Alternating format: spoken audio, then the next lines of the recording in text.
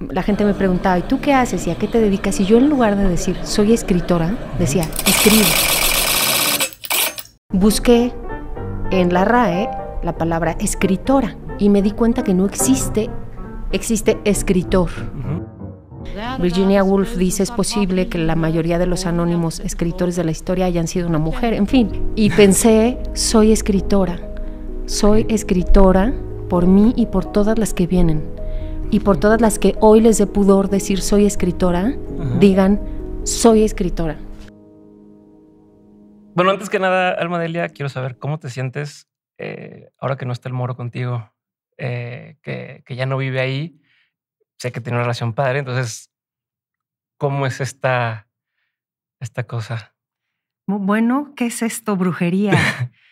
Sí, Morro, mi perro, un Weimaraner. Pues lo extraño, pero también creo que era mejor que estuviera en un espacio más grande, más libre.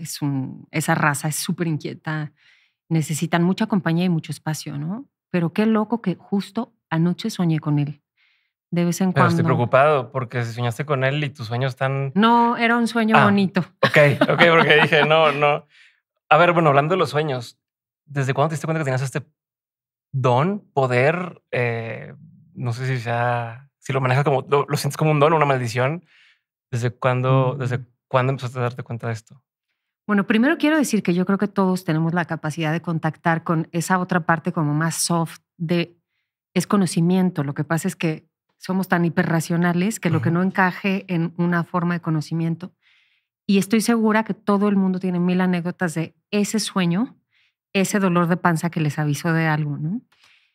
Pues cuando murió mi abuela, Doña Paz, una viejita cabrona y maravillosa, yo soñé que volaba como un ave y cuando yo me acercaba le veía el pelo blanco y muy largo y los ojos como monedas y pensé, esta es mi abuela y murió al otro día. ¿La primera vez que te pasaba? Eso fue en 2013. Y entonces, pues pasan los años y no estás tan pendiente de qué sueñas o qué no sueñas. Cuando aparece el sueño del búho, del que cuento en la novela, a la cabeza de mi padre, diciéndome, tu padre va a morir, dije... Porque además, según mi libre y muy fumada interpretación, lo que yo veía cuando mi abuela era una especie de colibrí, una colibrí anciana. Okay. Y esto otro era un búho, ¿no? Entonces de pronto dije, bueno, por ahí mi inconsciente está hilando el mensaje y el mensajero. Ajá. Y ya. No me gusta rascarle mucho, pero pues sí me pasa, sí. Pero ¿lo abrazas ya esta forma de interpretar las cosas o le huyes un poquito? No, yo como soy atascada, kamikaze, ya si se está sintiendo que se sienta, Ajá, okay. Lo abrazo. Pero además llevo muchos años en psicoanálisis, que es una cosa muy cara y es meterse una paliza, pero a la vez es también un gran espacio de reconstrucción. Una de las prácticas que el psicoanálisis recomienda es anotar tus sueños. Entonces yo llevo muchos años, como 15, que anoto mis sueños todas las mañanas y se va haciendo una especie así como de facilidad de recordación, ¿no? Esta sensación horrible de, ay, que soñé, se me acaba de ir. Ajá. Cada vez me pasa menos por la práctica de anotar los sueños. ¿Sí? ¿Y siempre te acuerdas de tus sueños? O sea, muy seguido te acuerdas de tus sueños, porque yo sé que siempre soñamos, pero yo ya traigo un rato que no sueño. Yo es muy difícil que no me acuerde que soñé, lo cual es maravilloso y una maldición al mismo tiempo. Y eso es algo padre, qué padre. Sí, si no. Sí, no. ¿Y por qué se fue tu perro de tu casa? Pues porque vivíamos solitos, el perro y yo. Bueno, hice un proceso de adopción del Moro, nos adoptamos mutuamente cuando yo vivía en pareja, en una casa muy grande, con terraza, etcétera, ¿no? Y con más personas. Me separé, me quedé al perro, pero nos fuimos a un espacio muy chiquitito para el perro y para mí. Y además, pues yo me iba todo el día a trabajar. Entonces, esta cosa dolorosísima de que tu perro se quede solo todo el día, 1 o 2, se vaya todo el día con el paseador. Yeah. O sea, empezó a hacer y él se empezó a poner muy triste, como ya no comía y tal. Y pensé, necesita compañía y necesita otro espacio. Y bueno, entonces ahora está en un espacio con otros perros, digamos, a las orillas de la Ciudad de México, en un mejor lugar. Y en el día a día, estar en tu casa sola, o sea, ¿cómo lo sientes a ver, esto te lo pregunto porque sé también que tienes esta hipersensibilidad a las emociones de la demás gente, a los sentimientos y demás. Y no sé, desde fuera puedo pensar que cuando tenías este perro en tu casa, de pronto te hacía esta como compañía, o a lo mejor podías descargar un poco esas emociones con esto. Y ahorita que estás sola, ¿cómo lo estás manejando? Empecé muy Pues denso, ¿verdad? Pero no importa, sí. Esto está bueno porque yo creo que hay que hablar más de las emociones de lo que hablamos. En general le sacamos al tema, ¿no? Mira, la cosa es que, pues a estas alturas que ya soy una señora muy mayor, pues vas encontrando tus modos, ¿no? De administrarte. Entonces, primero, la soledad en realidad es algo que a mí me gusta mucho. Se necesita. Muy cabrón, se necesita estar tú solo, sola para escribir. O sea, este es un oficio solitario, como el del asesino. Okay. O sea, pero muy cabrón. Entonces, eso vuelve interesante la negociación con las parejas, con las personas con las que te relacionas, ¿no? Entonces, para mí estar sola está bien. Okay. Luego, la carga emocional de escribir que existe en todas las personas que escribimos, se escribe con las emociones. Pues le vas dando salida. En mi caso, voy a correr todos los días al bendito bosque de Chapultepec.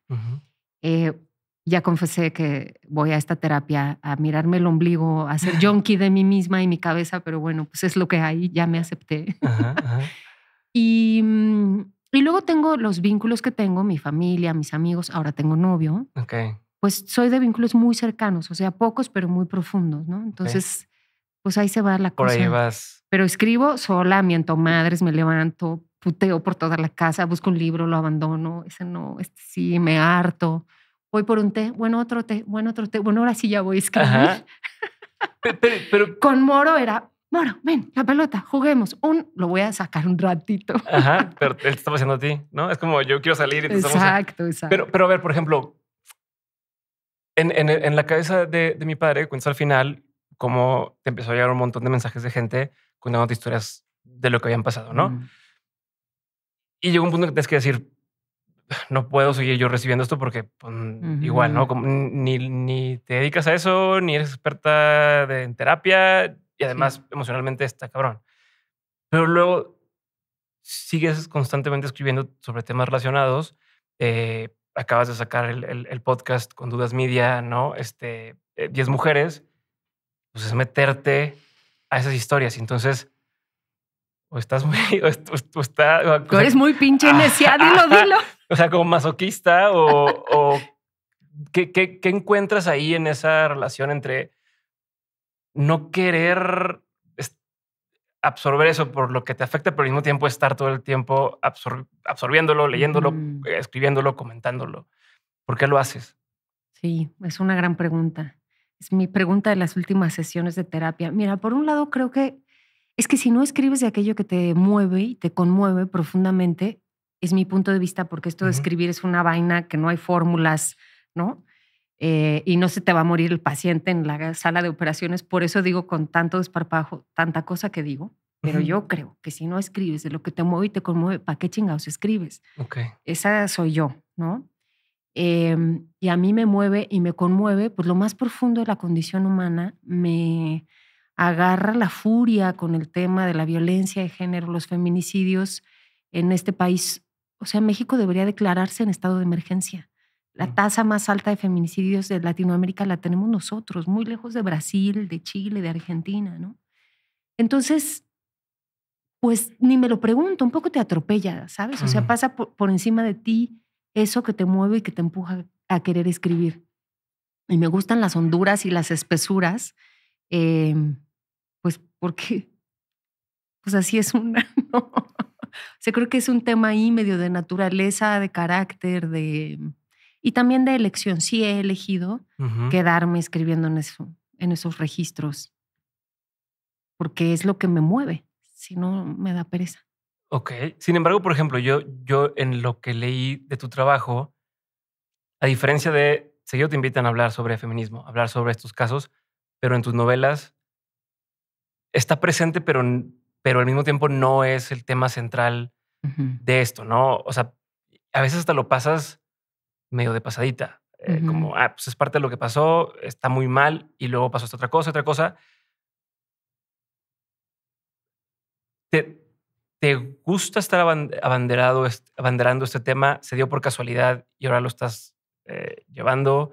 ¿Te encontró, como dices, te encontró el tema y ahora es, bueno, pues va, sientes una responsabilidad de tener que ahora escribir más sobre esos temas o cómo lo sientes? Y un poco te lo pregunto también del lado de esta constante reinvención que tenemos todos de no quiero quedarme en una sola cosa todo el tiempo. ¿Lo piensas? Sí, bueno, yo creo que justo lo último que acabas de decir es como la primera parte de esta reflexión, ¿no? Mi oficio es escribir, ¿no? O soy una juntapalabras, como me gusta decirlo. Y no es lo mismo escribir columnas, ¿no? En realidad es una calamidad escribir columnas. ¿Por qué? Pues porque una columna es casi un oficio de mal agüero, ¿no? O sea, a ver la chingadera de la semana y siempre hay para escoger. Siempre hay, ajá. Es muy duro, es muy duro. Y entonces lo decimos porque hay que reírse, pero sí es brutal pensar de qué escribo, ¿no? De los migrantes, de los 2 feminicidios de la semana que me hago güey, respiro un poco, cuento otra cosa. O sea, la columna es un registro. Escribo también guiones para audioseries, podcast, teleseries. Ese es otro formato de escritura que básicamente se trata... escribiste para Shark Tank. Nada que ver. Estuve en Shark Tank, ahí como parte del equipo de investigación de traer a los... Perdónenme, era joven y necesitaba el dinero. De traer a los emprendedores cuáles historias podían funcionar, porque ahí también se clava un poco el oficio de narrar, ¿no? Claro. Es otro registro, escribir guiones, es estar recibiendo indicaciones del productor, el showrunner, el cliente, la plataforma, que ni escribir saben, pero pues tienes que seguir lineamientos. Y escribir narrativa sí es el espacio donde yo me siento mucho más libre, al mismo tiempo mucho más enfrentada a mis propios demonios. Es el abismo, ¿no? De escribir desde la autofagia, de escribir alimentando de ti misma el texto y haciendo que el texto te alimente. Y eso último es lo que yo más quisiera, nomás que es lo que peor paga. Ajá. Pero para quien no sepa, ser autor y tener novelas no es tan bien. No, amigos, no. Pero si quieren escribir, escriban, qué chingados. Bueno, entonces, cuando yo escribo ficción, pues me gusta eso. Lo mismo los cuentos, que son personajes disímbolos, el vendedor de tamales. Bueno, sí hay una vengadora de feminicidios, Jackie. Y otros tantos. La niña de ¿no? la semilla de frijoles. La niña de la semilla de los frijoles o la mesa. La mesa maligna. Es ficción, es pura diversión, es algo Pero ficción, pero ahí hay, o sea, vaya, yo primero empecé por la cabeza de mi padre y luego empiezo a ver cosas donde, no sé, la canción de Juan Gabriel y digo, ok, tiene que ver con su vida, ¿no? Lo de los tamales, pues yo encuentro paralelos o paralelismos, como se diga, con... El papelito del tamal, de adentro del tamal trae la frase. Las mariposas negras y las mariposas blancas. Sí. Pero entonces ya no sé. O sea, porque hay como un universo simbólico, onírico. Y yo creo que en general todas las personas que escribimos tenemos como ciertas obsesiones, ¿no? O sea, se vuelve un poco eso. Pero el otro tema, o sea, la ficción y estos espacios y jugar, también hay mucho de ludismo, ¿no? De nunca haber madurado, básicamente. Pero lo otro, cuando yo empiezo a escribir, escribir es pensar, ¿no? Y escribir me lleva a pensar en este país en el que vivo y eso, que desaparezcan a las niñas. Lo único que pienso es que no me sentiría bien de no decir algo al respecto, de no escribir. Yo no quiero abanderar ninguna causa. Creo en particular, además, que lo que está pasando ahora es que esto es sobre todo un movimiento muy horizontal, muy colectivo. Vamos como... Esto de 10 mujeres es un trabajo absolutamente de equipo. O sea, aunque yo escribí, pero sin la investigación de Daniela, que es la periodista, sin la idea que tuvieron Leti y Ash de hacer o sea, siento que es más bien empujando un colectivo. Pero por supuesto que es inevitable que si tú eres la que escribe, ¿no? O en las columnas o tal, pues sí, de pronto la gente quiere estar contigo en esa conversación. Con todo lo incómodo que es, pues yo me quedo ahí, ¿no? En esa incomodidad. A ver, hablando de la incomodidad y el tema que dices no lo dijiste con esas palabras, pero el miedo de escribir y de estar allá afuera, ¿cuándo le le pierdes el miedo o el pudor de contar las cosas que cuentas en los libros que cuentas, pensando en la gente que lo vaya a leer, ¿no? Porque independientemente, por ejemplo, y ahorita que lo mencionamos, el caso de la niña y el frijol, ¿no? Puede o no puede ser verdad, pero el simple hecho que lo cuentes, ¿no? Habla o sea, pues te ocurrió a ti, ¿no? Y entonces, o Jackie, la historia de lo que cuentas de Jackie y cómo hace lo que hace y demás, como, a ver, pues no me lo veo nunca en contra, Alma, porque un día a lo mejor y me venga como Jackie. ¿Cuándo empiezas a...? Y eso es dentro de la ficción, pero dentro de la parte de la casa de mi padre, que ya más biográfico, cuentas cosas, algunos con detalles, algunos con nombres, ¿cuándo empiezas a perderle ese miedo, preocupación, pudor de la gente que lo va a leer? No, es que no se pierde nunca. O sea, sí El punto es que dices con todo y miedo, ¿no? O sea, en lugar de... Ajá. En lugar de que se vaya o se pierda, lo que aprendes es a decirle a tu miedo, que es una bestia babeante, sentado, callado, la patita. ¿No? O sea, un poco aprendes a llevar al animal contigo, pero... y escribir es exponerse. O sea, la niña del frijol no es un frijol, bueno, es el frijol. Ajá. La niña es una niña que se masturba por primera vez con una manzana, Ajá, gracias al experimento del frijolito que crece en un lugar, ¿no? Oscuro y húmedo. Oscuro y húmedo.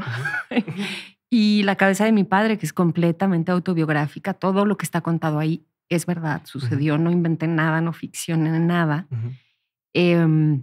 Por supuesto que me daba mucho pudor, me le quería rajar a la editora, a la directora de Alfaguara, que es Mayra González, porque sí da pudor, por supuesto. Cada vez que alguien me dice, acabo de leer tu novela, siento tantito algo en la panza como, ¡ay! Ok, así está esa cosa. Sí, ya me vio el cableado, ¿no? Ajá. Pero este oficio es así. Yo cuando doy talleres de escritura, siempre les digo, o sea, todo oficio tiene sus cosas maravillosas y sus cosas horrendas. Una con la que hay que bancársela y tragar camote, escribir es exponerse. Okay. Y ni modo. ¿Has tenido consecuencias a raíz de lo que escribes? Y no me refiero a consecuencias legales o cosas, pero tan sencillo como, oye, bueno, un nuevo novio y que tu novio antes leyó esto y que te diga, oye, ¿esto es verdad o esto qué onda? Y tener que, o sea, explicar y demás, o no has tenido cosas de estas. Sí, algún novio celosillo que dijo, me dio celos cuando leí. Hay un cuento en los cuentos de maldad que se llama Diablo Frágil, que es del sismo del 2017. Y la protagonista está con su amigo en un centro de acopio, llega la noche, se van a dormir juntos y tienen un encontronazo sexual ahí, ¿no? Un novio me dijo, me dio muchos celos leer eso. Y yo, Pero, por ejemplo, ese tipo de comentarios, ¿hace que te la pienses, te sientes que escribes algo? La neta, así hablemos así tal cual. ¿Hace que digas, uy, a ver quién lo va a leer o nada? No, eso no, porque esto lo digo mucho y a lo mejor no me lo creen, pero créanme. O sea, cuando escribes, no escribes pensando en quién te va a leer, escribes pensando en la historia. A mí solo me importa qué va a pasar en ese cuento con la cobija verde que le llevaron al señor que dormía en la calle y ya no está. Y ella dice, llegué tarde, pero le voy a dejar la maleta, ¿no? Y luego, ¿qué va a pasar con la maleta? ¿No? ¿Volvió o no? O sea, no pienso en ello. Punto y aparte, en la cabeza de mi padre, sí, por supuesto que pues es un terreno mucho más denso emocionalmente. Es tu familia. Es mi familia, exacto. Entonces, ahí, por ejemplo, a mi hermana mayor, que tiene quemaduras de 3er grado, que es parte fundamental de esta historia, ¿no? Lo que rompe a mi familia. Por supuesto que yo de ninguna manera hubiera contado algo que ella me dijera que no. Entonces fui y le pregunté si podía hablar de su accidente, de sus quemaduras. Y me dijo, por supuesto que sí. Además, cuando lo leyó, fue tan amorosa, ¿no? Me dijo, lloré y lloré sin control. ¿Toda tu familia lo leyó ya o no? Mi mamá no. Ok. De hecho dices, ¿no? Mi mamá prefirió ser mi mamá que mi lectora. Y ahí sigue, ¿eh? Ella es muy perseverante. O sea, no lo va, dice, no. No lo va a leer, no lo va a leer. Okay. ¿Sabías que no lo iba a leer desde el principio? Sí, lo sabía. Dices, no pasa nada. Lo sabía. No ha leído ninguno de mis libros. Ella va a mis presentaciones, se llena de orgullo, me llena de besos y luego pone el libro ahí y... ¿Alguna vez eso te hizo ruido? O sea, el decir, es que ¿por qué no? Mi mamá no quiere leer ninguno de mis libros. No, O que se lo cuente o que lo escuche o algo. ¿Nunca te ha hecho ruido? no, como empecé a escribir, pues ya mayorcita, ¿verdad? Ujú, ujú. Como que un poco ya tienes asentadas ciertas cosas, ¿no? Ok. Así que no, mi primer libro lo publiqué hace 10 años. Tampoco lo leyó, fue a la presentación, aplaudió y todo, Ujú, ujú. pero no lo leyó, pero a mí ya no me importa, ¿no? Ok. Lo que me importa es eso que hay entre ella y yo tan profundo, ¿no? A ver, no, vamos a cambiar por completo de tema, pero me dio mucha curiosidad. ¿Recuperaste el primer libro que sí tienes ya los... Los derechos ya son míos. No los recuperé, fíjate, o sea, estoy tan mal que ni siquiera ya hice nada por defenderme, pero O sea, ¿esa pierden cuál vigencia. es? Se llama Damas de Casa. Ah, ok, eso es la de Damas de Casa, Ajá. que ya está con otra Y ahorita no editorial. está con nadie, Ah. los derechos ya son míos de Ujú. regreso, porque tenía vigencia de 7 años. Ujú. Entonces ya pasaron esos 7 años. Yo podría reeditarlo, compilarlo, meterlo en otro. Ok. Entonces ya fue así, no fue porque tú fueras a decir, vato. Ir a pelear. Ajá. No, soy muy peleonera, soy Ajá. insoportablemente peleonera. Qué horror. A veces digo, ¿por qué me hiciste así, Diosito?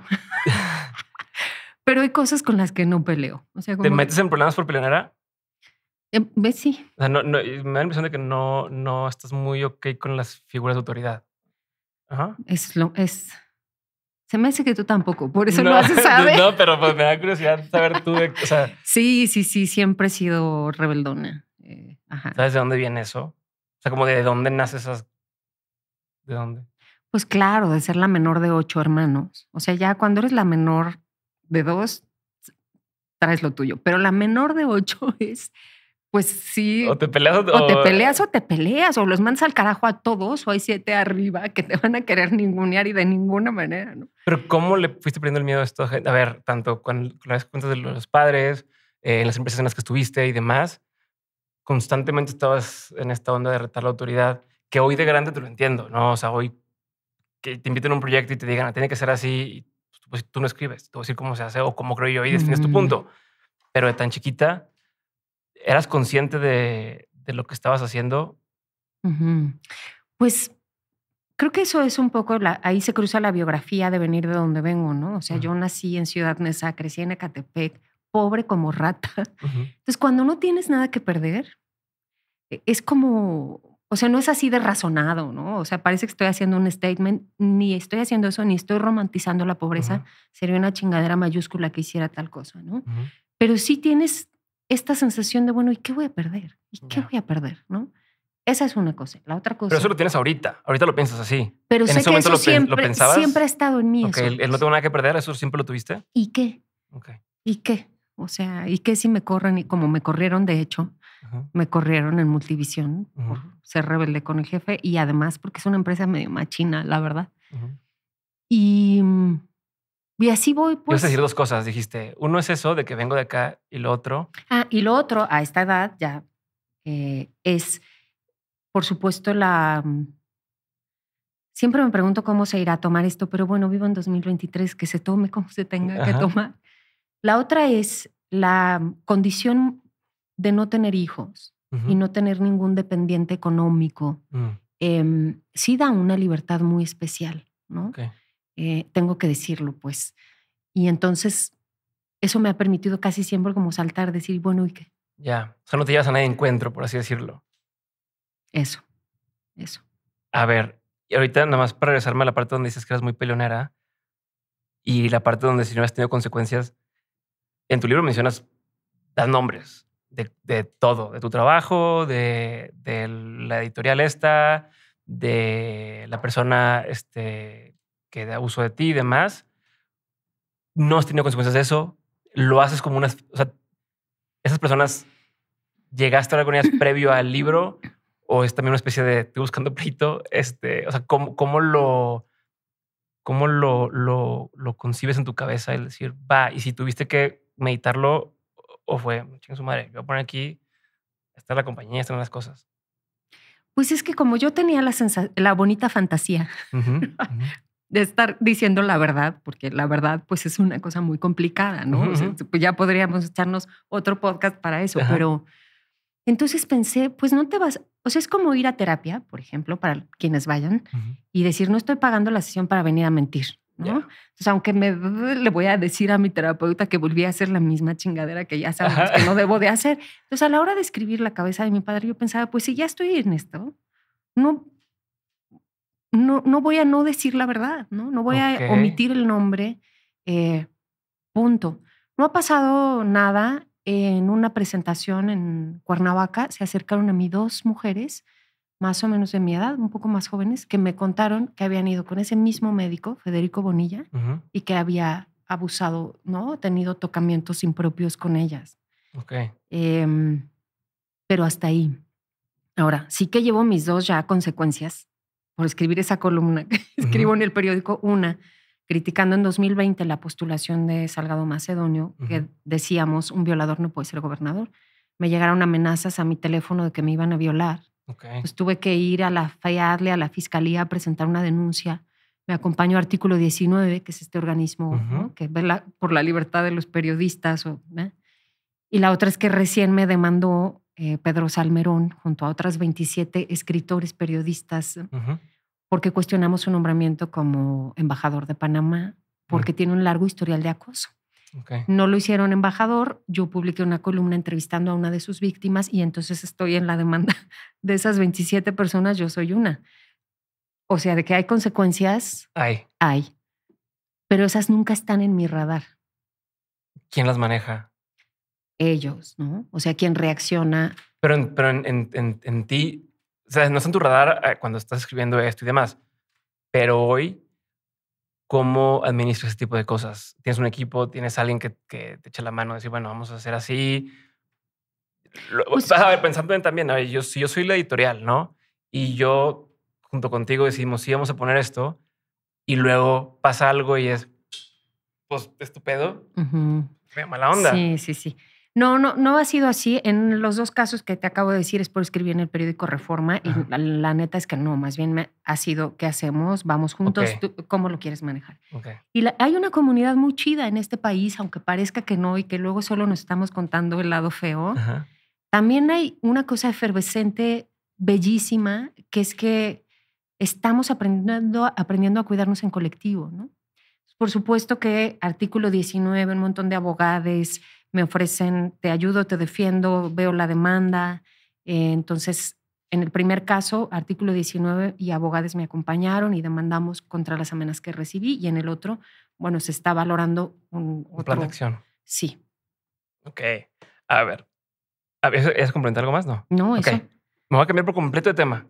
Tú cambia. ¿Cuándo en tu vida fue cuando ya dijiste soy escritora? Cuando ya te presentas como soy escritora o soy autora. Porque pues no tuviste una preparación de eso. Todavía fuiste lectora, pero no escribías, no sé, tuviste una preparación formal al respecto. Trabajabas en empresas. Me eras una Godínez. Que eras muy buena, pero que eras muy buena y trabajabas con marcas donde haces muy bien tu chamba en ese sentido. Aún tengo por ahí la impresión de que no querían que te fueras y aún así te fuiste. Entonces, quiero como que me vayas contando un poquito esa parte. ¿Cómo llegas a decir, no, chingas su madre todo esto y yo me quiero ir a escribir? Y cuando una vez que escribes ya te presentas como escritor, porque el nombre tiene un peso, ¿no? El nombrarte una cosa pesa. Entonces, ¿cuándo y cómo lo aceptas? Sí, está buenísimo que me preguntes eso porque me ha costado mucho. O sea, esta vaina del síndrome de la impostora y del impostor y que yo sé que mucha gente tenemos, ¿no? Y ya con libros publicados, yo creo que mis primeros 3, posiblemente hasta el 4. Yo siempre, la gente me preguntaba, ¿y tú qué haces? ¿Y a qué te dedicas? Y yo en lugar de decir, soy escritora, decía, escribo.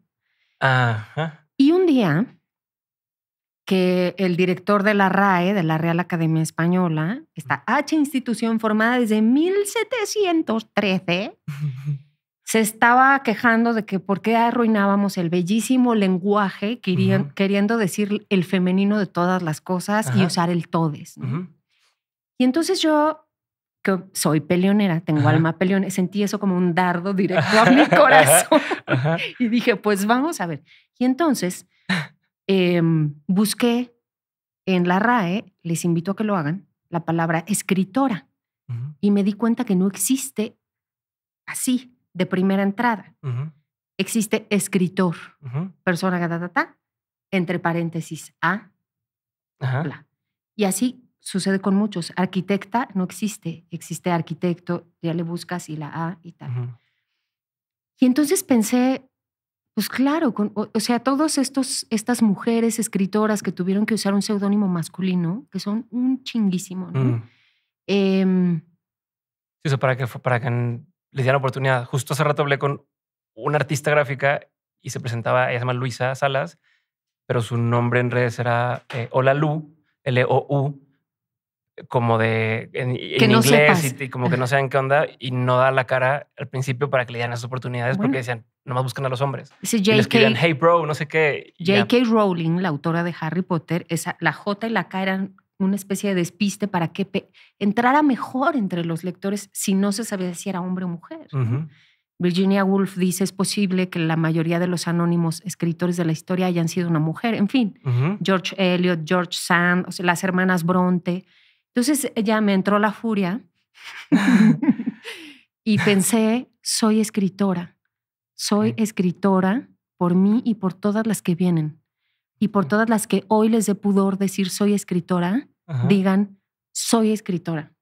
Entonces fue así Ok. como llegué. Pero entonces viene más, o sea, como dices, es medio guerrillera en el buen sentido, viene más de esta onda de defender una causa, una posición, que de tú decir, soy escritora, ¿no? Como de la profesión tal cual.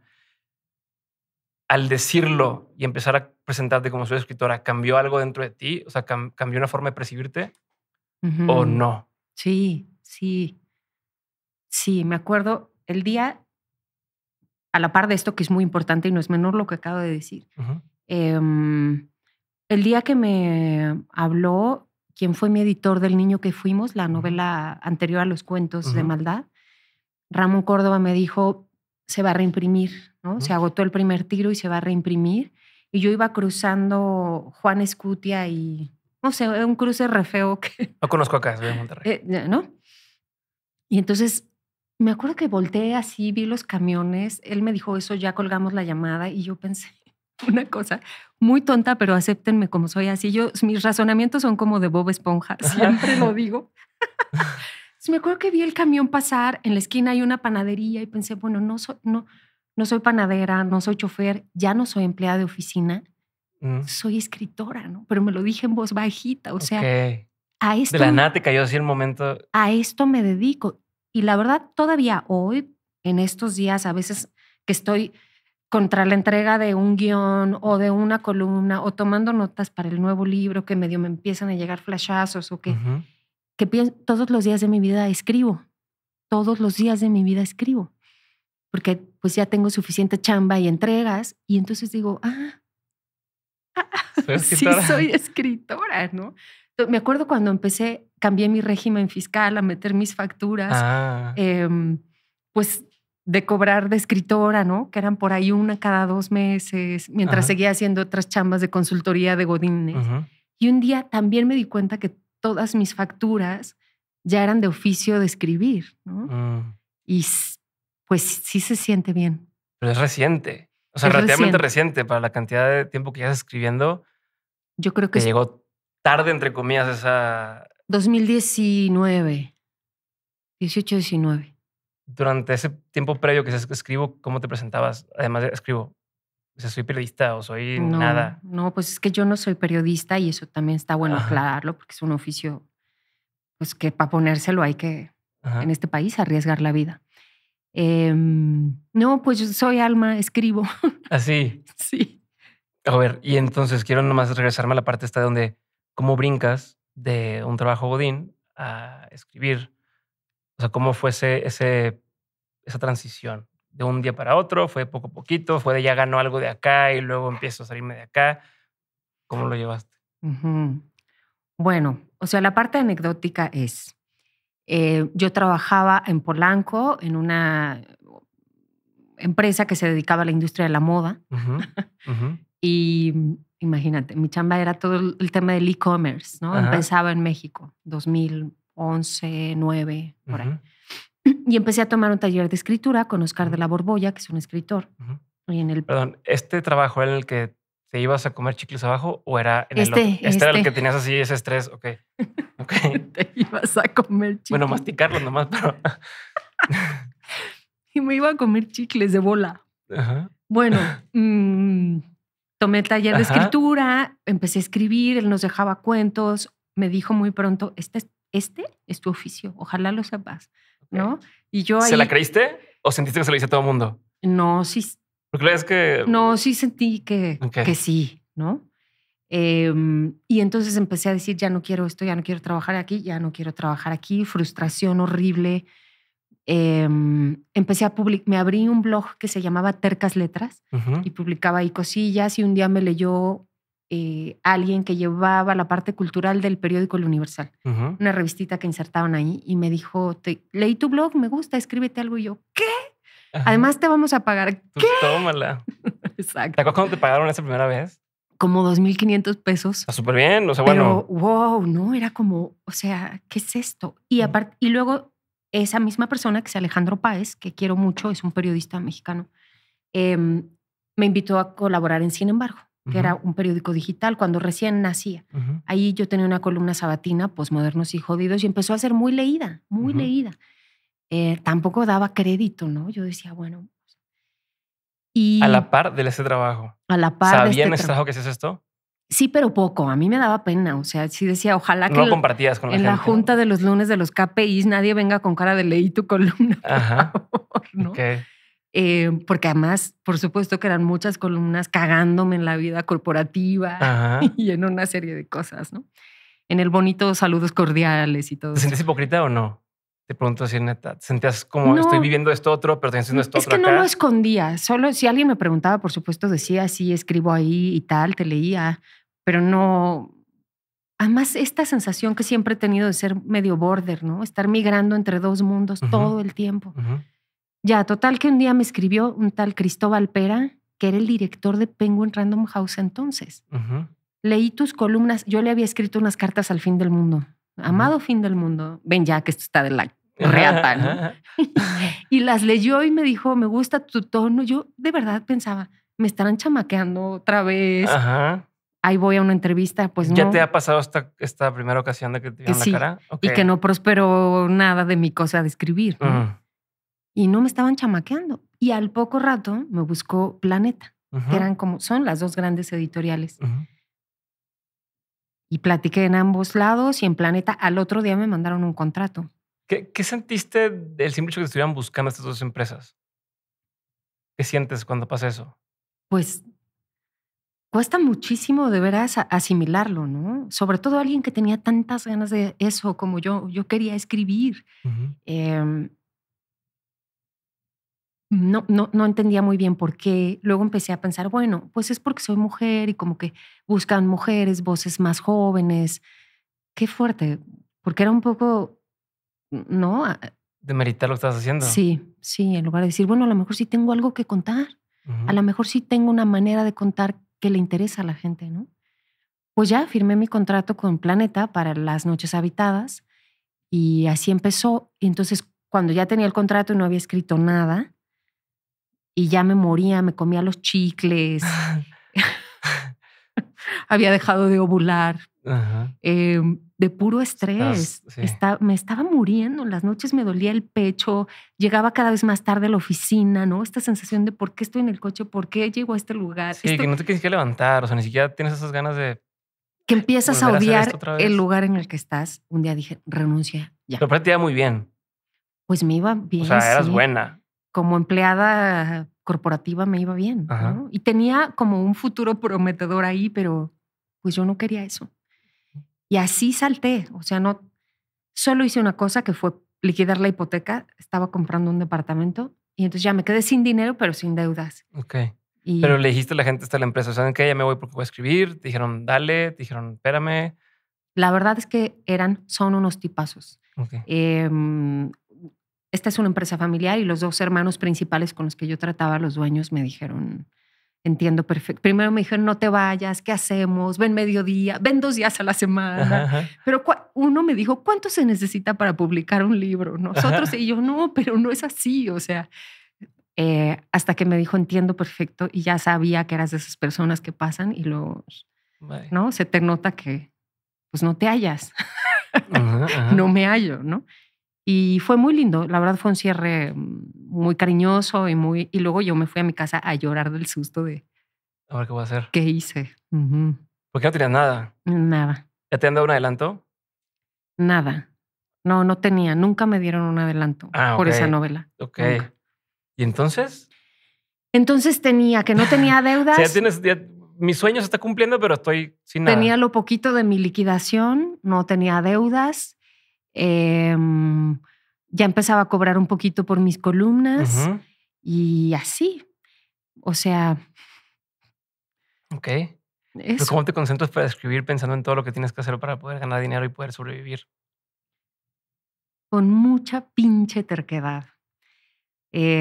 Dostoyevsky, por favor, no me estoy comparando con Dostoyevsky, por favor.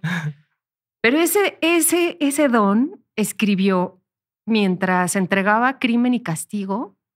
En las tardes escribía El Jugador, que es una novelita corta sobre un ludópata. Él mismo era ludópata.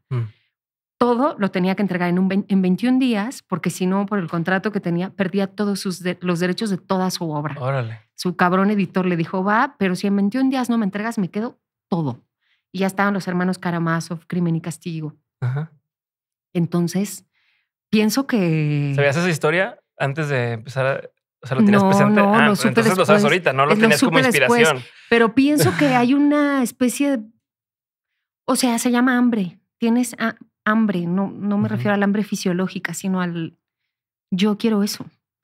Yo quiero eso. Y soy muy pinche testaruda. Este es un oficio de mucha terquedad. Okay. ¿En cuánto tiempo escribiste esta primera novela? Bueno, esta segunda novela. Como en 9 meses. Ok. La terminas y aún así, pues todavía no hay dinero de eso. No. ¿Estamos? Y entonces, ¿te necesitas escribir más artículos, guiones? ¿Qué hiciste? O sea, ¿cómo? A ver, te lo pregunto porque sé que hay mucha gente escuchando que está en el mismo canal, ¿no? Que dice, yo quiero intentarlo. Quiero estar en ese camino, pero también quiero que sepan la realidad de cómo son las cosas. Y si tú nada me platicas la parte bonita, pues también nos quedamos con esa idea. Quiero saber qué tenías que hacer para poder sobrevivir escribiendo, ¿no? Como dices, no hay un adelanto. Aún así, aunque hay un adelanto, muchas veces es un adelanto que no te alcanza para mucho tiempo, más lo que te dan de regalías. Primero hay que cubrir el adelanto y luego ahí se va. Entonces, ¿cómo se le hace? Mira, se le hace de varias maneras. Primero, pues como ya creciste en Ecatepec, entonces no te importa comer del carajo. Amigas, guarden sus muestras de shampoo, de crema, o sea, las muestras sirven. Y luego escribía para Sin embargo, que ya me pagaba. Un día me invitaron a escribir para la revista Soho, que era una revista erótico-literaria, entonces también me pagaban. Y luego una ex amiga de mi vida de godines me invitó a dar una consultoría para otra de las marcas de moda. Entonces ahí iba, o sea, por eso mis recibos, mis facturas, muchos seguían siendo de consultora de e-marketing y cosas del tipo. Entras a Shark Tank. También. O sea, ¿eso fue en el proceso de esta novela? Ajá. De Las Noches Habitadas. Estoy hablando de 2014, 15. Sí, fue la primera y segunda temporada, yo creo. Ajá. ¿Sí? ¿Primera temporada te aventaste? Me inventé la 1 y la 2. La 1 y la 2. Pero entonces sí tienes que escribir tantas cosas como, o sea, justo a qué hora haces lo que tienes que hacer para hacer tu novela. Pues en las noches. ¿Tu rutina cuál era? Una rutina normal, así una semana normal, ¿cómo te dividías el trabajo? Pues te levantas a las 7 de la mañana, te vas a correr para que salga el demonio. Si no, se pone cabrón. Regresas, te bañas y desde que te sientas a desayunar... Ya empezaste. Ahora, cuando, por ejemplo, Shark Tank, que había llamados, pues te levantas a las 6 porque el llamado es a las 7. Sales a las 7 y cuando llegas a tu casa a las 8:30 de la noche, te pones a escribir hasta las 1, 2 de la mañana. Así.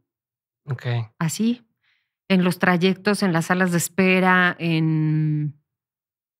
así. Insisto, el factor no tener hijos. Y lo quiero decir también para reconocer a las que hacen esto y además están maternando a sus crías, ¿no? O sea, lo acabo de leer en el libro de mi amiga Daniela Rea, Fruto. las historias de las mamás que tienen que hacer todo esto además de la crianza. O sea, Oh my God. me parece un superpoder y a la vez no, y a la vez que cabrón que tengan solas que hacerse cargo. Yo no. Y creo que eso también me fue volviendo muy neurótica, muy neurótica y liberando mi tiempo para esto, ¿no? Mientras escribes esta novela, ¿pensabas en...? Y nunca adquirí deudas. O sea, no saquen tarjetas de crédito. Perdón a los patrocinadores. Si hay tal, pero esa es otra cosa, ¿no? No tengas crédito. O sea, no pagues un estilo de vida que no te alcanza, sobre todo si quieres dedicarte a escribir. O sea, no. Oye, pero a ver, y entonces, una vez que empiezas a escribir, pues quieres que te sigan invitando a escribir, ¿no? O sea, quieres que, oye, bueno, quiero publicar más de una cosa. Esas ganas de querer publicar más de una cosa, después de que estuviste tanto tiempo queriendo hacerlo, ¿cómo haces para que no se te vaya a la cabeza y te bloquee o evite que hagas la chamba bien, ¿no? O sea, que pues, oye, pues voy a escribir y tiene que irle bien. Y entonces, en ese tiene que irle bien, ¿cómo evitas perder tu voz? ¿Cómo evitas perder lo que realmente quieres contar para que haya una segunda y tercera oportunidad? Claro. Sí hay una negociación todo el tiempo. Por eso en otros espacios he dicho entre broma y no que escribir es un atentado contra tu autoestima, ¿no? O sea, en realidad lo que tienes que hacer es tirar la idea de que esto funcione o no funcione, sea perfecto o no sea perfecto, y concentrarte en la historia, en el personaje, en la columna. Además, a mí con mis ataques de ansiedad, escribir me hace mucho bien porque es como si de pronto te metes a un lugar ordenado que empieza, termina, que tiene cierto número de caracteres. Tiene estructura. Claro, claro. Y entonces, pues mientras estés ahí, estás a salvo.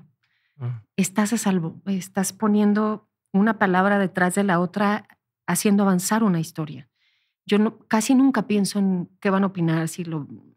Bueno, pero ahorita no quiero decirlo así, pero lo voy a decir. Es fácil para ti decirlo porque ya te has publicado varias cosas y ya te invitan a publicar más. En la primera ocasión, ¿lo veías así de claro? O sea, en la primera vez que tuviste que escribir una novela, ¿lo tenías tan así de, no, mira, pues esto yo me estructuro y no importa, no pienso en los demás, pienso en la historia?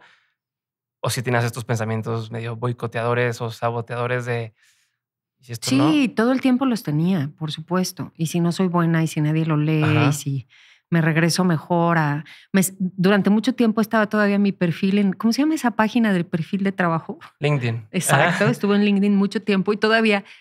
pero mi currículum de lo otro. Y me seguían llegando ofertas. Por supuesto que más de una vez dije, ay, iré. Okay. Iré a la entrevista en Santa Fe.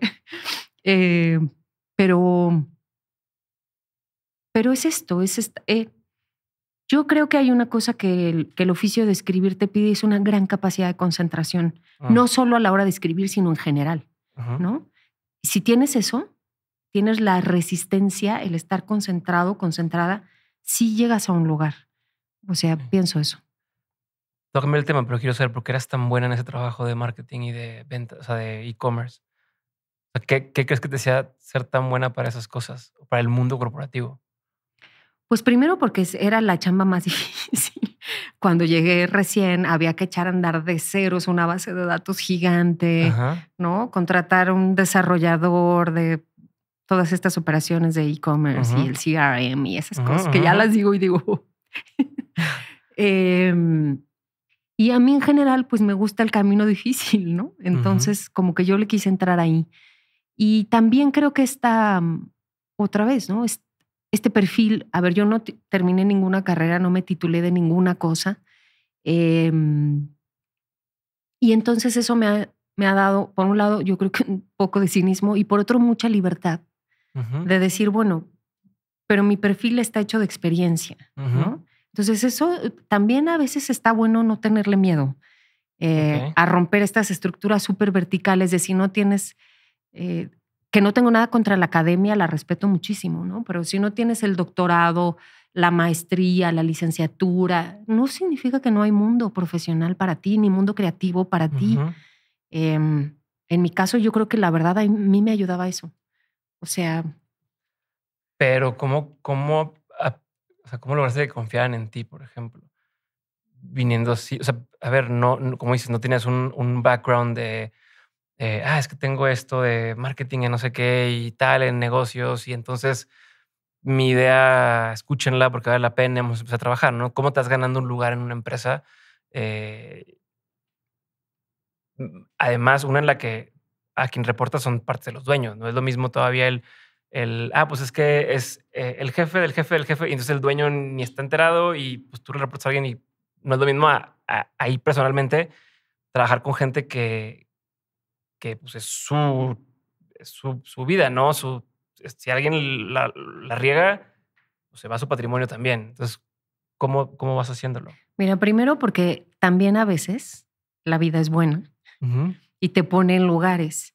Y esos jefes míos eran más o menos como yo. O sea, ellos también venían de haberse hecho una familia numerosa, muchos hermanos. La mamá se quedó viuda, la señora Mari, y ella se arriesgó a decirle, vamos a entrar en la industria de la moda, ¿no? O sea, como que algo ahí. Ok.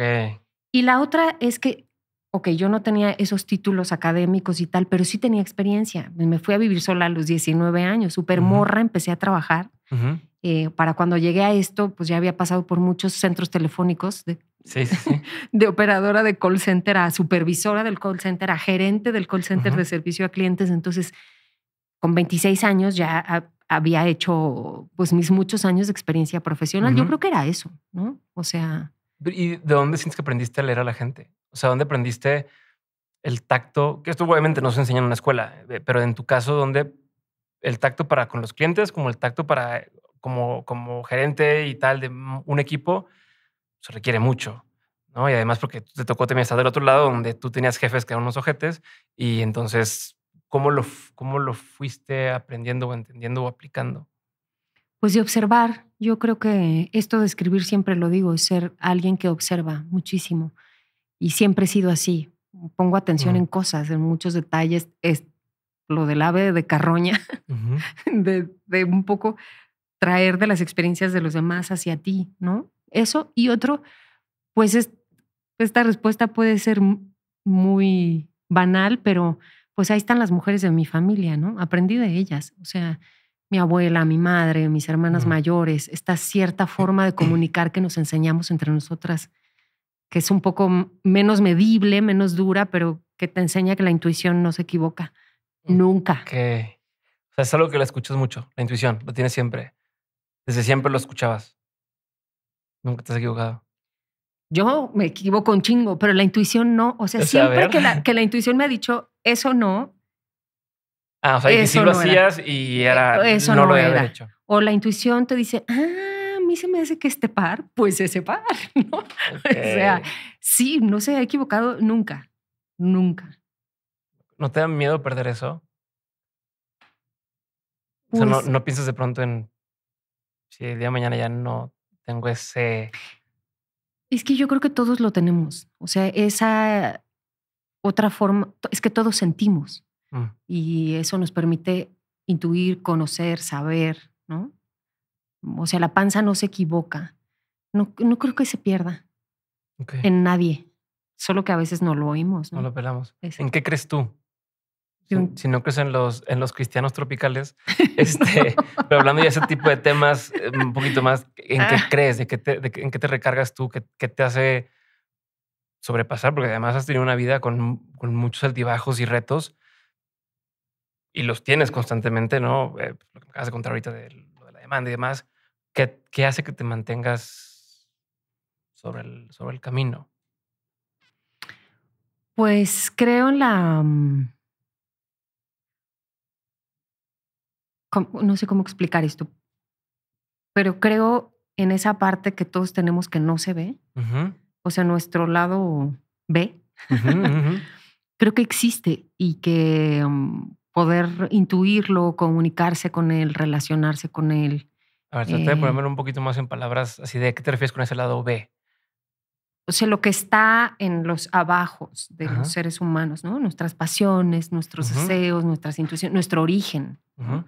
Que yo te veo a ti, tú me ves a mí, y no sabemos de dónde venimos, ¿no? ujú, O sea, lo que no es visible, creo que existe con muchísima fuerza. mm. Y creo que al mundo lo gobierna eso, más que lo otro, ¿no? Entonces, como que a mí me da sea, siempre trato de mirar desde ahí, más que desde la razón. Ok. Creo en eso. Y luego creo en no sé qué será, supongo que es una mirada, una primera mirada que todos recibimos alguna vez, ¿no? Yo creo que yo recibí una mirada tan profundamente amorosa y validadora de mi madre, que es como que se te queda ahí adentro la flamita encendida, ¿no? O sea, siento que tengo eso. Qué cursi, ¿verdad? No. No sé si alguien quiere decir cursi, pero a mí no. Pero esta parte que hablas de este lado B, por ejemplo, el tema de las coincidencias, ¿no? El tema, y lo mencionas en el Exacto, libro. eso está ahí. Las sincronicidades están en el lado B. Ok, pero ¿crees que existen casualidades o crees que es más bien como el destino? ¿Qué piensas tú de eso? ¿Qué crees de esta cosa? ¿Son coincidencias, son casualidades? ¿Es el destino? ¿Tienes ya algo decretado? ¿Puedes manifestar cosas dentro de todo este universo de cuestiones del lado B? ¿En qué es lo que más te recargas tú o más confías? Mira, yo creo que las personas, en el fondo de nuestros corazones, muy en el fondo, otros no también, lo único que queremos es pertenecer y que nos quieran. Y aunque no lo verbalicemos o no lo traigamos mucho a la conciencia, eso nos mueve. Y por lo tanto, hay una constante búsqueda, ¿no? En ese sentido. Y creo que eso hace que se atraiga, se acerque eso que necesitas, ¿no? De alguna manera. Y también creo que las palabras tienen un poder más allá de lo que racionalmente alcanzamos a comprender, ¿sabes? Que tengamos el nombre que tenemos, que las familias necesiten heredar el nombre a sus hijos, significa cosas. Que cantemos himnos nacionales, ¿no? Para decir soy. Yeah. O sea, creo que las palabras, la palabra texto viene de textere, que significa tejer. O sea, al final creo que las palabras sí tejen y que van haciendo una especie de llamado, de relato, de acercamiento. Y que por eso cuando empezamos a contarnos, por eso creo profundamente en el poder de la narración, ¿no? Hasta existe esta cosa de la logoterapia, ¿no? De Viktor Frankl. ¿Logoterapia qué Logoterapia, ¿no? Que es esta posibilidad de verbalizar y a partir de la verbalización de las emociones y de las experiencias ir de a poco transformándote, ¿no?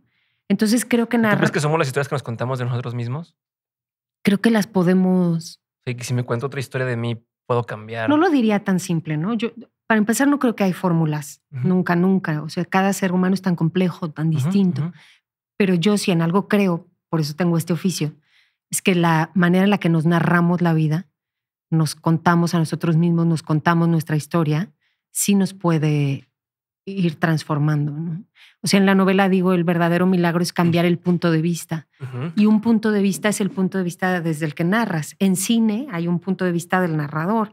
En la literatura hay un punto de vista. Creo que narrar cambia. Sí lo creo. ¿Y crees que eso tenga que ver con que hoy existe una, no sé si es tendencia o estamos en una etapa en la que muchas de las historias que se cuentan de las escritoras contemporáneas tocan temas de diferentes ángulos, diferentes formas, pero temas relacionados sobre tema de violencia, tema de género, tema de más? Es una etapa en la que estamos viviendo. Es una forma, ¿crees que sea consciente de la gente? Quiero cambiar la narrativa que está pasando. ¿O crees que es una casualidad? No, tiene todo el sentido porque durante milenios, iba a decir siglos, pero no, y no estoy exagerando, durante milenios la literatura fue tomada por los hombres, pues qué iban a hacer sino contar su punto de vista de las cosas y sus experiencias. Muy tarde las mujeres nos hemos podido sentar a la mesa de la literatura. Siempre lo digo porque no me deja de dar algo pensar que Sor Juana, ese prodigio, esa maravillosa cabeza, no pudo ir a la universidad porque era mujer, porque la ley no se lo permitía, y tantas otras, ¿no?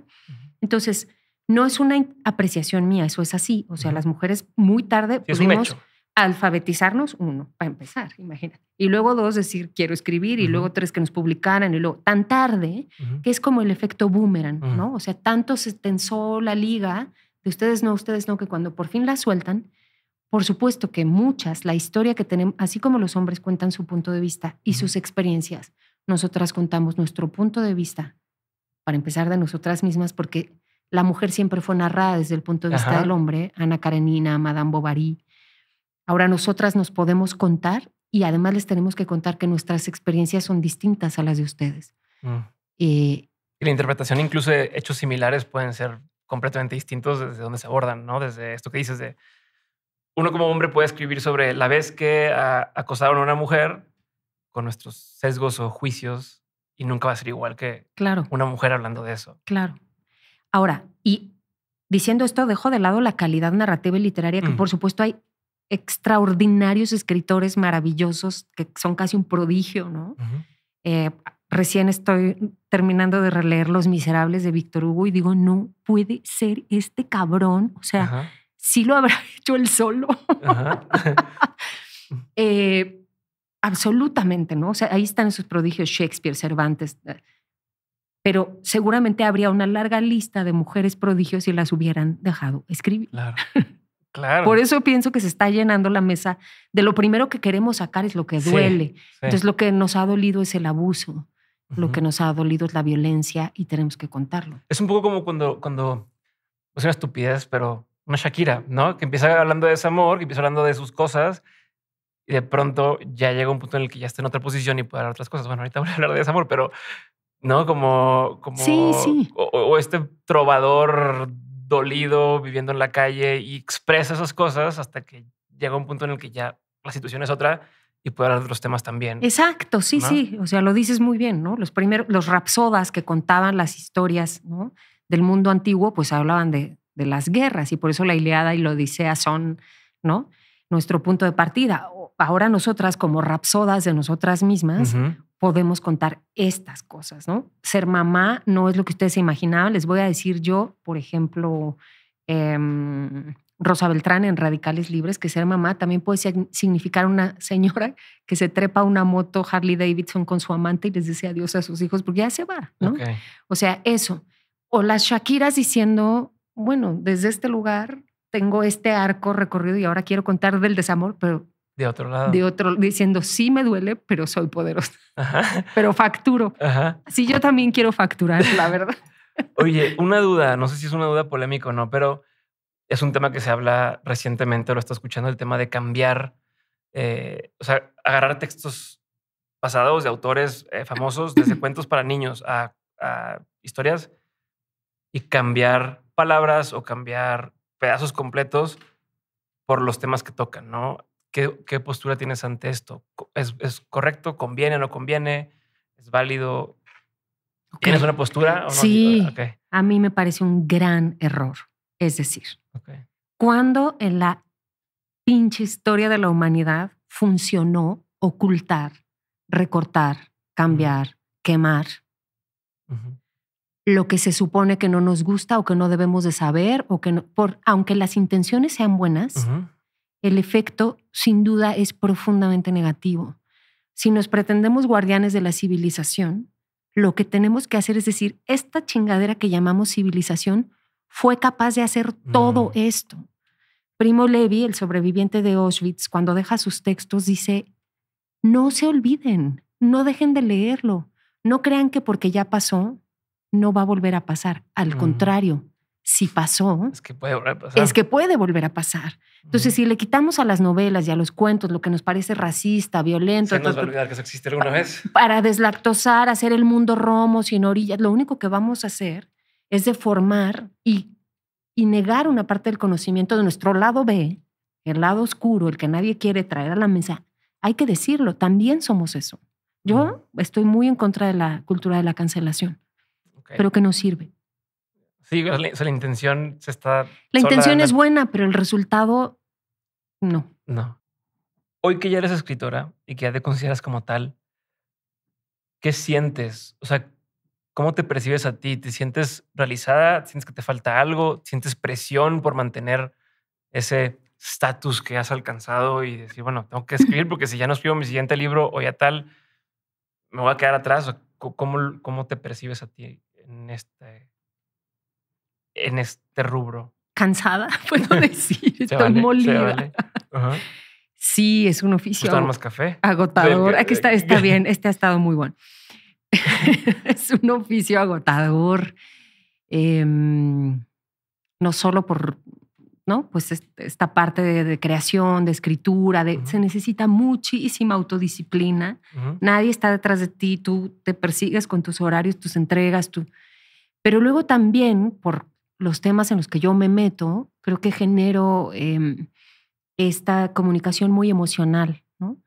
Que por un lado, o sea, cada día me siento infinitamente agradecida y sorprendida, y por otro es muy cansado, ¿no? Todas las presentaciones de La cabeza de mi padre, de verdad, todas, y llevo varias, y todos los clubes de lectura, y llevo varios, pero posiblemente cientos, terminan con las personas llorando, contándome sus propias historias, porque todos estamos bien lastimados del origen, ¿no? Menor, mayor grado, o sobre todo nos lo hemos callado porque da mucha vergüenza, ¿no? Decir, a mí me pasa esto o tengo esta carencia. Entonces, por un lado es hermoso y me conmueve y por otro digo, ¿y yo qué hago con esto?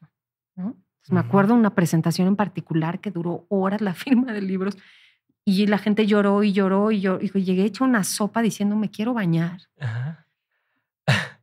Y un plato de sucaritas o algo, porque siento que necesito o sea, eso, ¿no? Escribir sobre los feminicidios también ha sido emocionalmente muy demandante y está bien, ¿eh? O sea, es algo que se puede manejar, no quiero para nada exagerarlo, pero agota. Estoy muy agradecida, muy, cada día digo, no lo puedo creer, o sea, sí soy escritora. Sí me dedico a esto, ¿no? No siento presión, me caga escribir con prisa, con deadlines.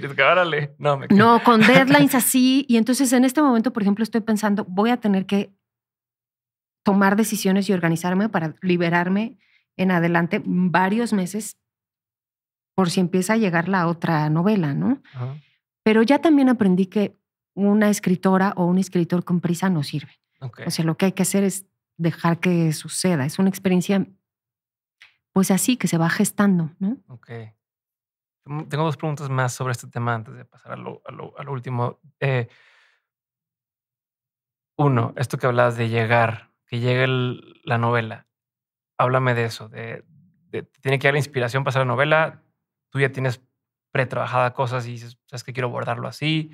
¿Cómo es el proceso normal para ti de escribir algo?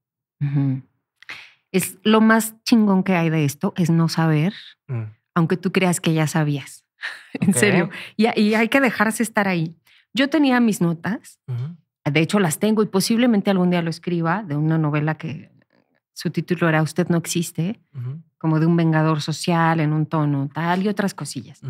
Pero me acabo de mudar, no me acabo. Me mudé de casa en noviembre del año pasado y donde vivo ahora, arriba, en la azotea, que podemos elegantemente llamar terraza, pero la pinche azotea, creció una jacaranda tan grande que la copa está, o sea, hacia adentro del edificio, ¿no? Y pues yo empecé a subir, eso heredé de mi abuela, ¿no? Las plantas, le hablo, un día ya la llamé, se llama Giganta. Y estando ahí, dije, esta es mi nueva novela. Bajé corriendo, me agarré el calendario, que era lo que había a la mano en la mesa, porque no solo es Giganta, sino las cosas que ella va a contar, ¿no? Esta vez me pasó así. Otras tienes clarísimo, quiero escribir el niño que fuimos, hablar del internado, los niños. Con La cabeza de mi padre fue, yo había vivido esta experiencia de irlo a buscar en la camioneta, preguntar por él, hacerme el tatuaje del paliacate en 2006. Digo, 16, de 16 a 17. Y pensé que me iba a tomar mucho más tiempo escribirlo. Pero sí en 2020, entre que la pandemia y esta como reverberancia de la generación de padres y abuelos que se murieron, que fueron muchos, un día dije, ya. O sea, y empecé y no paré. y no planeé y tal cual lo confieso, así sucedió. Entonces, por eso mi respuesta era creer que sabes y no saber, ¿no? Ok. Porque cada vez es distinto. Porque mi otra pregunta me la acabas de casi contestar por completo, pero era esto de, yo empecé por la cabeza de mi padre, pero luego vi el año en el que, o sea, dije, bueno, pues esto fue reciente, pero ya vi el año donde dices, pues yo en el 2016 hice este viaje en la camioneta. Dije, bueno, ya escribiste varias novelas o libros después de esa experiencia y hasta después abordaste este tema, ¿no? Y entonces, ¿qué pasa con toda esa información que obtuviste o estas experiencias que tuviste en ese viaje? ¿Qué hiciste con eso todo el tiempo previo a ya plasmarlo en un libro, ¿no? Se quedan encapsuladas, las tienes presentes, tomaste notas sabiendo qué ibas a hacer con eso. Yo veo cosas de ese libro en cuentos, en las cosas. Entonces, quiero que me cuentes de tu punto, qué pasa ahí cuando se queda todo ese tiempo ahí en el, ¿cómo se dice? Como el librero de la historia. Sí.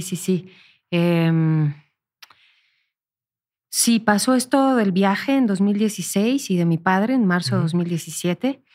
Y yo publiqué los cuentos de maldad y uno que otro maldito y escribí un cuento muy largo, un cuento antinavideño que se hizo audiolibro y 2 audioseries de 500 páginas. O sea, por supuesto, escribí muchas cosas en eso, en ese inter y la cabeza de mi padre. Y eso se queda en el lado B.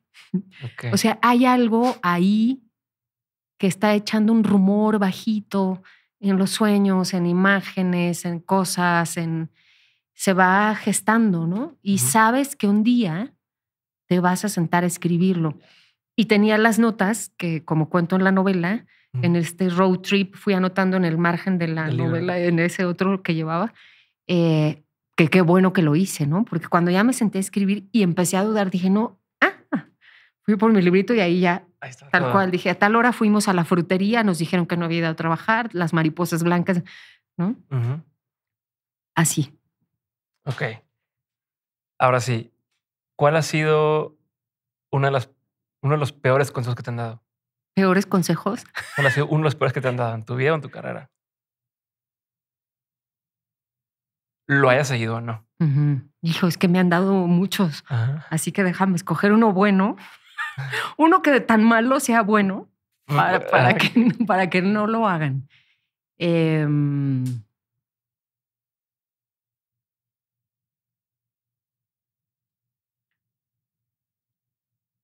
Sí.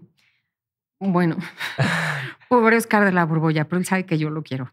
O sea, él primero me dijo, tú tienes talento, no sé qué, y luego ya muy en serio, varias veces, me dijo, pero no te metas a esto. O sea, este oficio...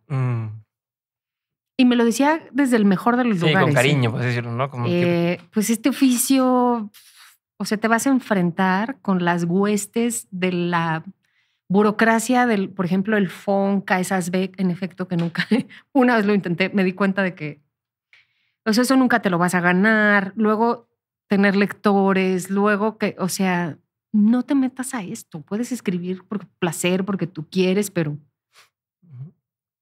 Ok. Ese fue uno. Y otro fue un cabrón en un taller.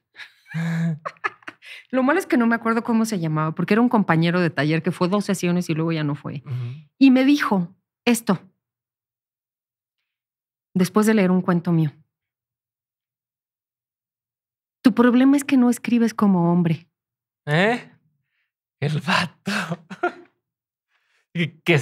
¿Alguna vez entendiste qué quería decir con eso? Sí, que nos habían dejado de ejercicio un cuento erótico. Dijo como que cruce los límites y tal. Y pues yo escribí el mío y me dijo, tu problema es que no escribes como hombre. El vato. Salud. Muy bien. A ver, ¿cuál ha sido uno de los mejores consejos que te han dado?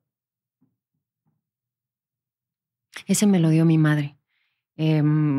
Justo en esta disyuntiva de si salto, dejo el godinismo, no tengo nada, ya no hay deuda, ¿qué voy a hacer? Muchas de mis amigas me decían, pero vas a dejar el trabajo de tus sueños.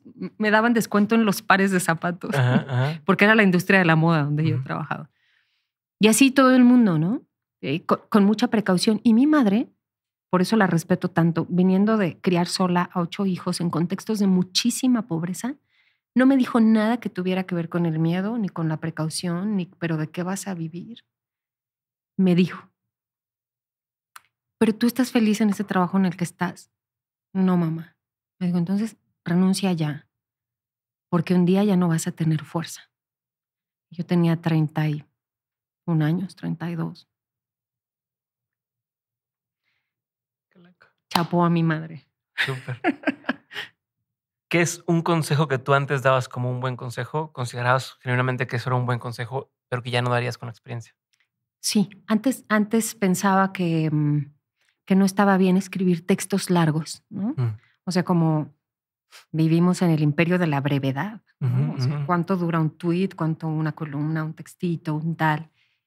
Y porque yo genuinamente creía que si quieres que te lean y que te dediquen esta guerra carnicería que tenemos por la atención de los ojos de la gente, pues había que escribir breve. Y con el tiempo entendí que claro que no, que cada historia dura lo que tiene que durar.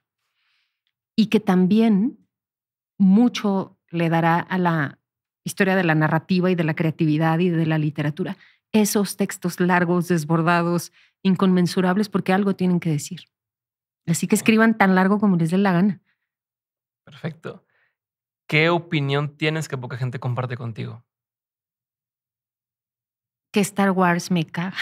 A mí también. Yo Creo que me acaba de ganar que en este momento se nos caiga el Sí, todo. No, a mí tampoco. Me aburre profundamente, no le entiendo, perdón. O sea, me hubiera gustado haberla visto en su momento para poder tener, pero ahorita ya la veo así como los efectos especiales, como todo está muy lenta y no la he podido nunca acabar de ver. La encuentro infantiloide, perdón por existir. Oiga. Sí, pero aquí el equipocito va... ya, sentí como una especie de energía. Perdón por todo. ¿Se te hace infantiloide? ¿Por qué? ¿Qué sientes? Pues, no sé, como esta narrativa, ¿no? De las posturas tan claras, el lado oscuro, no sé qué, los buenos, los malos, el camino del héroe, pero desde ese punto tan limitado.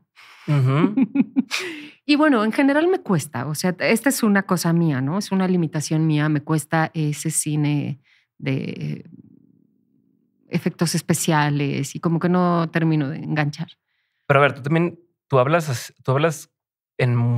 tocas muchos matices dentro de las historias que tienen, ¿no? El caso de Román, porque alguien dice, oye, es que ella es feminista, ¿no? Y 100% esto, pero a ver, no lo dices tú, lo dice Román, pero menciona temas que abordan el otro lado de la moneda, ¿no? Y entonces, ahora que dices que no te gusta esta simpleza de blanco y negro y demás, pues me hace sentido el dar opiniones que no son 100% blanco y negro.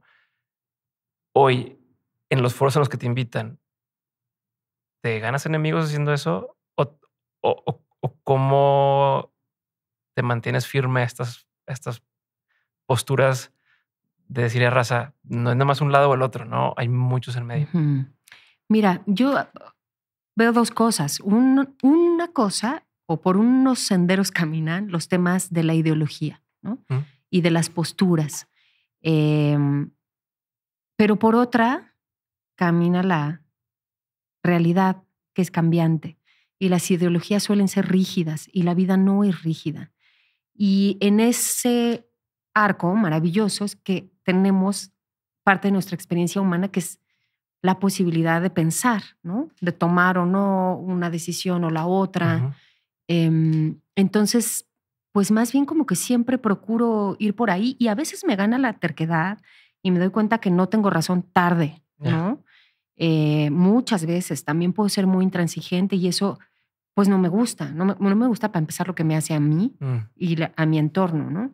Pero creo que lo que está bien es que nos demos este espacio de reflexionar, equivocarme, la tremenda corte digital que se dedica a perseguir errores y hacerlos públicos, pero encontré un print de pantalla del 2004 cuando, o sea, creo que eso es lo que no hay que fomentar, ¿no? Sino más bien nuestro maravilloso cerebro aprende de los errores cuando siente confianza, no cuando siente castigo. Entonces creo... Sí, claro. Si como te quieren castigarlo, no es cierto. Y no aprendes y lo repites y te vuelve a salir mal. O sea, el tema es cuánto podemos movernos entre la realidad y y no quedarnos en la rígida ideología, ¿no? Por ahí. Tengo que hacer otra pregunta sobre el tema de la forma de usar las palabras, ¿no? El niñez, tal. ¿Qué postura tienes tú como escritora sobre ese tema? Mira, por ejemplo, hace algunos años yo decía, no, qué horror, qué feo, ¿qué es eso? Nuestro español tan bonito, ¿no? Pero un día una persona no binaria me dijo, es que pues yo no me siento, cuando lo nombran así en masculino, femenino, yo me pregunto dónde quedo yo. Y es muy jodido estar siempre en este umbral, ¿no? Y yo pensé, ninguna ha matado nunca a nadie, ha quitado ningún derecho, ha vuelto analfabeta a una comunidad, ¿no? Y entonces son los criterios, o sea, si es la tabla rasa del lenguaje y lo académico, no se puede abrir a la experiencia vital, las emociones, las personas, ¿no? Y también creo que el lenguaje es cambiante y que aunque no nos guste, un día va a ser, conforme lo transformen sus hablantes, posiblemente el todes, nosotres, se vuelva la regla, ¿no? Por esa razón ya no decimos faquesta fermosa dama, non fullades, cobardes, como en 1600 escribió Cervantes, porque el lenguaje cambia. Okay. Pero de estar abierta a la opción de que cambie, a que en tu novela escribas de cierta forma, ¿cómo haces ese paso o cuándo decides lo voy a hacer o no lo voy a hacer? Porque implica también, es un reto, ¿no? El decir, bueno, ahora lo voy a usar así contra esta cosa. Yo cuando escribo correos ahora, ¿no? Que mando un correo, un newsletter a la gente que escucha Dementes, pues lo que yo ahorita es pongo, hablo en los y las, pero no, o sea, es como esta onda de no sé si antes nada más ponía los o claro, todos ustedes, todos ¿no? hemos Todos ido cambiando. Ustedes. Y entonces vas cambiando, pero lo mío es entre comillas efímero, ¿no? Es un correo que listo y bye. Lo tuyo es un libro que se queda ahí para siempre de cierta forma escrito. Y entonces tú puedes estar muy abierta a esto, pero cuando decís lo voy a dejar ya para siempre, ¿no? Ya es en este siguiente libro, es en 5 libros más, es tal vez no. O sea, ¿cómo decías cuando ya implementar algunas de estas cosas? Claro. Pues es un poco eso. Por suerte, el lenguaje es una cosa viva y también la forma en la que nos relacionamos con él. Hasta ahora no he escrito, creo que ningún texto así, pero estoy segura que lo voy a hacer tarde o temprano. No sé si a partir de ese lo escriba siempre de esa manera, porque también por suerte me dedico a esto y no soy notaria o actuaria. ¿No? O sea, el lenguaje es flexible y sí creo que yo iré seguramente incorporándolo a algunos textos, a otros no. Me parece que de todas formas con lo que no comulgo es con la otra postura, que es vamos a perseguirlo, vamos a cancelarlo, ¿por qué hablan así? Están arruinando, claro. ¿no? Tengo una pregunta muy estúpida, pero no la quiero dejar pasar. De cuando escuché el audiolibro de La casa de mi padre, hay 3 o 4 momentos donde se ve que regrabaste algo, ¿no? ¿Fue porque cambió el texto? ¿Fue nada más porque, bueno, cortamos y avanzamos y se quedó así? O sea, ¿se puede saber? ¿O no se puede saber y me dices después? Sí se nota, ¿verdad? Poquito, sí, pon atención, pero... Alguno, obviamente, era que fueron varios días. Y sobre todo hacia el final, sí me costaba leer sin llorar. Entonces hubo por ahí un par que yo le hacía señal desde la cabina, ¿no? De llorar, respirar tantito, tomar agua y retomar, ¿no? Okay. Sí, qué experiencia leerlo en voz alta. Claro, no es que haya cambiado el texto. No. Esto. O sea, son las ediciones normales de nos vemos mañana y pues das otro registro. Y algunas, sobre todo ya al final, sí medio me ganaba la emoción y había que repetir. ¿Dejaste cosas que no están en el libro? Sí. O sea, pero en el audio. En el audio no. El audiolibro está tal cual está el libro, sí. Pero yo escuché por ahí algo del epílogo o de qué pasó ahí, ¿por qué lo dejaste el fuera? El epílogo lo quitamos. Pues porque yo pensé que ya era demasiado y que no me iban a creer. Esto es muy loco, ¿no? Por todas las coincidencias que tiene la novela, esas sincronías, el sueño, el búho, el paliacate, el pañuelo de las mariposas. El epílogo era una de esas sincronías más. Pensé que ya era demasiado y también porque en discusión con con Fernanda Álvarez y Mayra González de Alfaguara, dijimos, no, como termina con la fuerza necesaria, ¿no? Entonces lo quitamos. Pero ¿qué es ese epílogo? ¿Se puede saber? el epílogo se llama La libreta roja, y es que el día que terminé de escribir la novela, el día que la terminé, la guardé en una USB, dije, la voy a ir a imprimir a la papelería, a engargolarla y ya me la traigo de regreso para luego leer y editar ya en papel. Y venía de regreso, la eché en mi bolsa, mi bolsón de mujer, bolsa tote, y venía caminando ya nada de llegar a mi casa y de pronto, no, la verdad, ni cuenta me di en qué momento, pero estaba frente a mí un señor como de 70 años, de la edad de mi padre, moreno, con guaraches, pelo blanco, camisa azul claro, vendiendo libretas. Tenía unas libretitas rojas en la mano, de tapa roja. Y me dijo así, niña, vendo libretas para que sigas escribiendo. Yo las hago. Y yo, bueno, no, lo vi con cara de, ¿qué es esto? ¿Es una aparición? ¿Qué es este señor? ¿No? Ya le pagué una, costaban 10 pesos. Me la dio y se fue y me quedé como, di 2 pasos y luego pensé, tonta, no, alcánzalo, pregúntale algo. Pero me di la vuelta y ya no estaba. Entonces llegué a la esquina y corrí para el otro lado y ya tampoco lo encontré.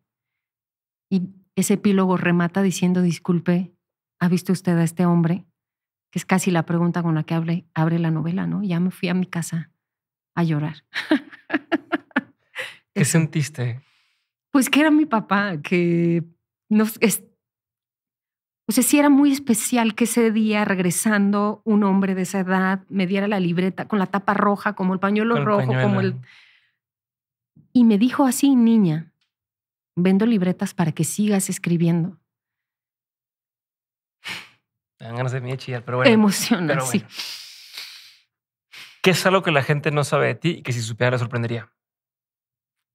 Estamos en la recta final.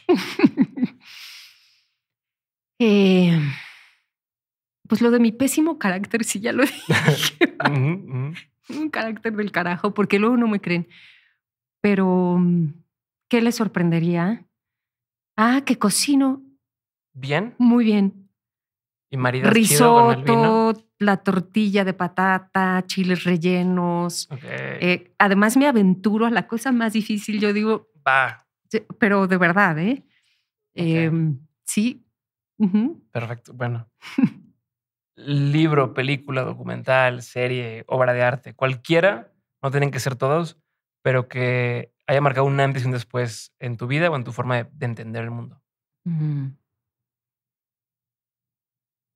Uf, qué pregunta, ¿eh? Y ojo, no es de recomiéndame, no, es que a ti por cualquier razón, pero te haya marcado y te haya hecho un antes y un después de cómo ves la vida o que se te haya quedado así para siempre. Inolvidablemente. Bueno, pues sí lo tengo que decir, aunque no sea una respuesta fancy. Pero cuando yo era cajera en pues ahí en un changarro, leí Chin Chin el Teporocho de Armando Ramírez, que era pues además un escritor de la literatura de la onda, que escribía desde Tepito, con un registro que fue tan importante porque yo ahí entendí que se podía escribir con el lenguaje que tuvieras. No tenías que ser especialista en Siglo de Oro, sino que es pues ese güey que venía de Tepito, escribía así, podía escribir yo, que venía de Santa María la Ribera, de mi vecindad en Eligio Ancona, también podía escribir como yo hablaba, ¿no? Como mi entorno hablaba. Sí fue muy importante, por eso lo cito tanto. Y también me gusta un poco para decir, la literatura es eso, es una experiencia vital, no académica, ¿no? Ok, perfecto. ¿Lección más memorable que te hayan dejado tus padres? ¿Más memorable?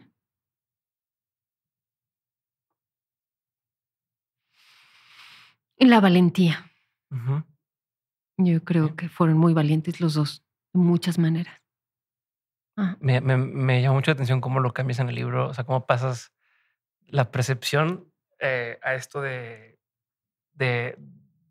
qué valiente y lo que les regaló por irse, ¿no? Y que cuentas este poema o este texto, ¿no? De vaya nomás, regalarnos irte. Sí.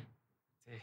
Muérete lejos de nosotros, Ándale. papá, nos lo debes, ¿no? Sí. Está muy cabrón. Y sí pasé de la rabia a una profunda reconciliación, a entender su abandono como regalo. Sí. A ver, y tengo una duda sobre este tema. No sé si lo has reflexionado o no, pero me da la impresión de, por lo que me has contado, que algo que te da gasolina es como este tema de que te digan que no, como el que, el que no puedes, el no espero nada de ti, ¿no? Como agarrarle, quiero decir, pero agarrarle corajito a cosas o a personas te da este impulso para decir, va, lo voy a hacer bien. Durante mucho tiempo, tal vez tu papá, al tenerle este coraje, te daba esta gasolina, o no sé si coraje, pero esta situación. Y una vez que te reconcilias con él o haces esta reflexión, ¿cómo evitas perder esa, o sea, no sentiste un vacío de ya no tengo eso que me ayuda a excusarme del porqué de las cosas que estoy haciendo? Ujú. Sí, hay mucha... La rabia, la furia es muy fecunda, ¿no? O sea, permite, y sí, este enojo mío de muchos años creo que me permitió empujar, ¿no? Y ahora que escribí la novela y que sí me siento reconciliada con mi padre y que siento que me acompaña y que está aquí. No, más bien siento como si se hubiera ampliado mi posibilidad de contar no, ya no solo este relato, sino otros, desde esos otros lugares, ¿no? No siento que perdí, siento que gané, sin duda, sin duda. Ok. Última pregunta. Vamos al último. Me encanta la última y nos vamos, Sí. y no se iban, pinche José Alfredo. Ajá. De todo lo que has vivido, tanto en lo personal como en lo laboral, has tenido un montón de aprendizajes. Si tuvieras que quedarte con 3 aprendizajes que quisieras tener siempre presentes, que fueran esta brújula en tu camino que no quieres olvidar, ¿cuáles serían? 3. 1, escucha tu intuición. 2,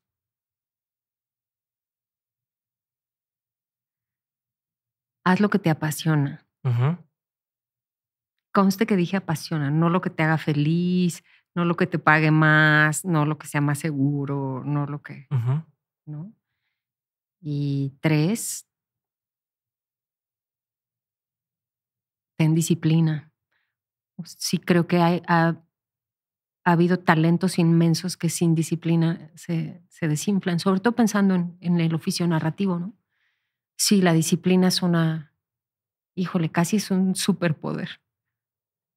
Gracias. Gracias a ti. Perfecto. Curiosidad mía, ¿salió ya más gente diciendo que tienes la misma condición que tienes tú? Ya ves que hablabas de esta sinestesia o de...